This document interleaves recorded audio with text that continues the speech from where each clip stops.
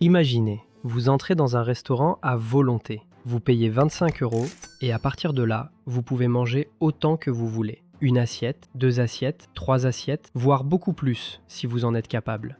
Et pourtant, le prix, lui, ne change pas. Alors forcément, une question se pose. Comment un restaurant peut-il gagner de l'argent si ses clients peuvent manger sans limite? Parce qu'en réalité, le restaurant ne parie pas vraiment sur vous. Il parie sur la moyenne.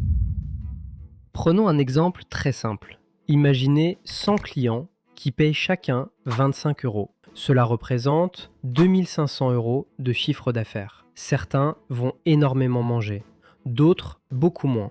Et quelques-uns vont probablement essayer de battre un record personnel. Mais le restaurant n'a pas besoin de gagner de l'argent sur chaque assiette. Il doit simplement faire en sorte que le coût moyen d'un client reste suffisamment inférieur au prix qu'il paye. Et pour y arriver, les buffets disposent de plusieurs leviers.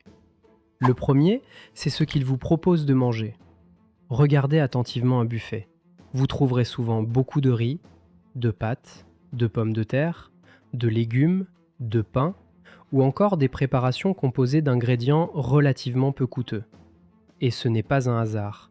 Ces aliments peuvent être intéressants pour le restaurant. Ils coûtent relativement peu et certains sont particulièrement rassasiants. Le principe est simple. Vous donnez une impression d'abondance sans que chaque assiette coûte une fortune. Mais il existe un deuxième avantage. Dans un restaurant classique, quelqu'un prend votre commande, quelqu'un vous apporte votre plat, puis éventuellement votre dessert. Dans un buffet, vous faites une partie du travail vous-même. Vous vous levez, vous prenez votre assiette, vous choisissez vos plats et vous revenez à votre table. En parallèle, une partie de la nourriture peut être préparée en grande quantité plutôt que plat par plat. Cela change complètement l'organisation du service. Et puis, il y a une autre limite que le restaurant connaît très bien, votre estomac. Quand vous entrez dans un buffet, vous pouvez avoir l'impression que vous allez manger pour 50 €, que ce soir, le restaurant va regretter de vous avoir laissé entrer. Mais à un moment, même avec toute la bonne volonté du monde, vous êtes simplement plein. C'est précisément pour cela qu'un très gros mangeur n'est pas forcément une catastrophe. À côté de lui, quelqu'un mangera une seule assiette.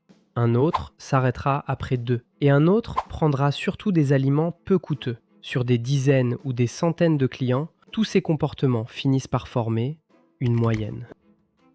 Évidemment, le système n'est pas magique. Si les ingrédients deviennent trop chers, si le prix est mal calculé, ou si le gaspillage explose, un buffet peut parfaitement perdre de l'argent. Le gaspillage alimentaire est d'ailleurs l'un des problèmes que ces restaurants doivent contrôler.